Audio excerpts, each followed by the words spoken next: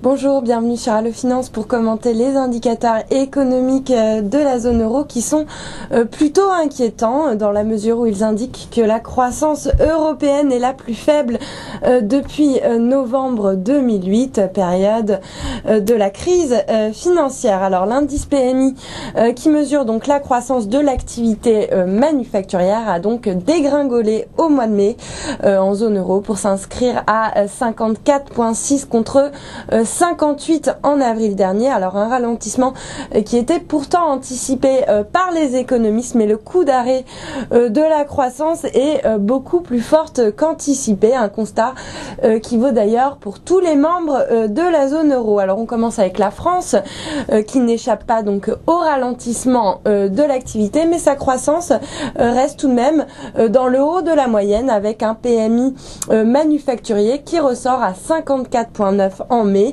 mais en nette baisse par rapport donc au mois d'avril où l'indice était à 57,5.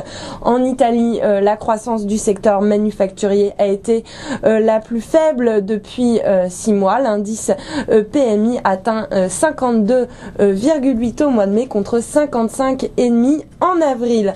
En Allemagne, la croissance de l'activité manufacturière a marqué un sérieux coup de frein.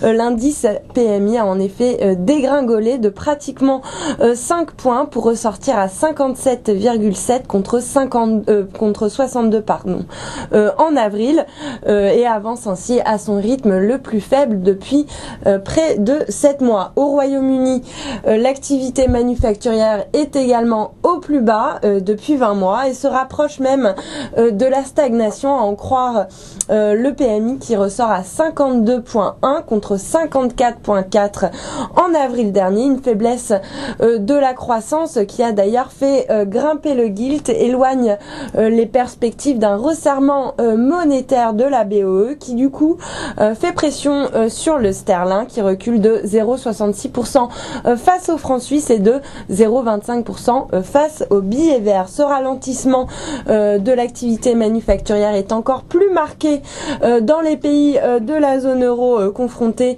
à des problèmes économiques et financiers. Le secteur manufacturier espagnol s'est contracté au mois de mai avec un indice PMI qui ressort au plus bas depuis 16 mois, tandis que le repli de l'activité en Grèce s'est encore accentué.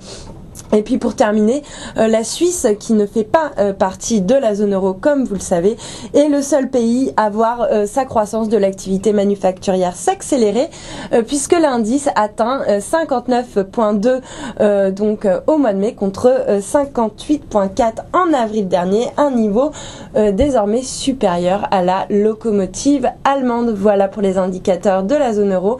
À très bientôt sur Allo Finance.